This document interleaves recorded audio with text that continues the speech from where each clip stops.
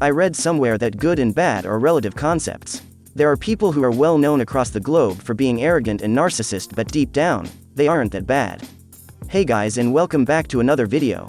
Today we will see how Elon Musk, though he is portrayed in not a very good image, but he truly is a good person. So without any further delay, let's get started. You all know Elon Musk as the CEO of SpaceX and Tesla.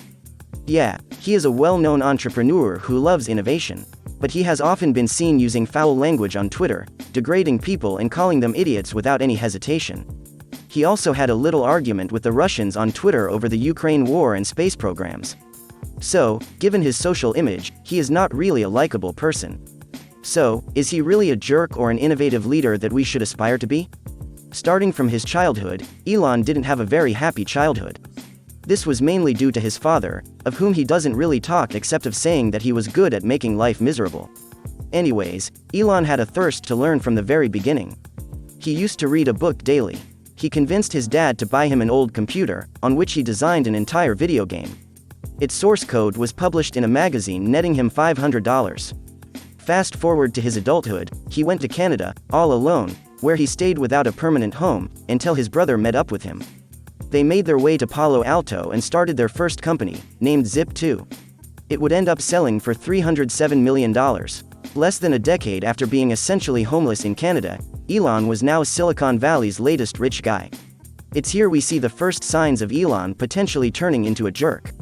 He purchased one of only 62 McLarens in the world. He drove it around so much in the valley that he started to get a show-off and a really bad reputation. Aside from the McLaren purchase, Elon invested all of his money in a whole new venture.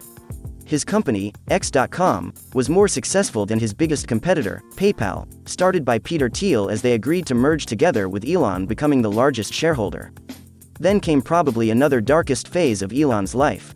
He caught malaria and almost died because of it. Doctors said he just has a few hours to live. After 6 months and 45 pounds lost, he survived. This was just in time for eBay to purchase PayPal for $1.5 billion, which netted Elon $250 million. Elon had a dream to go to Mars since he was a small kid. After having a near-death experience, he thought of making his dream a reality. He went to Russia to see if he could buy himself a rocket. The prices were ridiculous there. You might have guessed what happened next. If you can't buy something, make it yourself. Elon started to read books on how to build rockets. On his way back from Russia, he declared he would build the rocket himself with a spreadsheet detailing how to do it. This was how SpaceX was born. Now comes Elon's love for electric cars. When Elon was first approached to be an investor in an electric car company called Tesla, Elon didn't waste a second and he was all in. He wanted the car to be an image of the sustainable future. He wanted it to be a luxury brand and not a very mainstream hybrid car we see around us. Because of that, he had a lot of say with setting up the company in Silicon Valley and with the visual design of the car. It's very legitimate to think that if Musk was just an investor in Tesla, how come he managed to become the CEO of the company? Well, when Tesla was working on their first pre-ordered cars, things weren't going so well. The parts for the car were way too expensive and everything was behind schedule. Musk was not happy. He took advantage of the moment and called for the board to replace Martin Eberhard as CEO. They agreed and the original founder of the company was gone. After an interim CEO, Musk took over in 2008. By this point, Elon was an expert in leading multiple companies all at once. In 2008, things were not looking great for Tesla and SpaceX. He only had enough money to save one company. Instead of panicking, Elon was able to keep his cool and he waited for SpaceX to win a contract to become NASA's official supplier for the International Space Station. Similarly, Tesla was about to go out of business in 2013. Elon almost sold Tesla to Google to save the company, but eventually this never happened as Tesla's sales team was able to beat projections and their stock went through the roof. Since managing multiple companies at once, his ugly side reached its ugliest heights. Elon got divorced from his ex-wife. He was sued by the original founder of Tesla, Martin Eberhard, for his ouster from the company. Above all, his treatment of his longtime executive assistant, Mary Beth Brown, was the ugliest.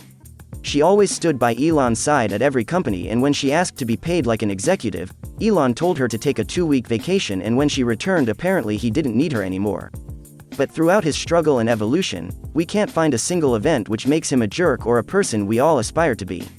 But one thing is for sure, Elon works differently than most people out there. Elon is always behind larger purposes and bigger pictures. He once said, "I would like to die thinking that humanity has a bright future. If we can solve sustainable energy problems and be well on our way to becoming a multiplanetary species with a self-sustaining civilization on another planet. I think that would be really good." In another event, Musk was asked directly how much he is willing to put on the line. "Everything that other people hold dear. I would die on Mars. If my wife and I had a bunch of kids, she would probably stay with them on Earth." This was his reply, full of grit. Seeing this side of Elon makes a lot of sense.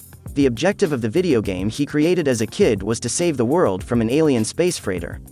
In college, he wrote papers detailing his plans for sustainable energy in order to ensure that civilization can continue to progress. Even founding all of his businesses were not driven by profitable desires, but rather he was working to create a system of interconnected companies that can help our species in the longer run. So, with all of these facts and figures, is Elon a jerk or someone we all aspire to be? Well, to conclude, Elon cares about one thing above all, and that's saving our species. He cares so much about this that it doesn't matter if people think he's a jerk. To him, the greater good is more important than one individual's feelings. So at the end of the day, I have to say that Elon Musk is a jerk, but he's also an innovative jerk that we should aspire to be. Don't forget to subscribe to the channel. I will meet you next time. Peace.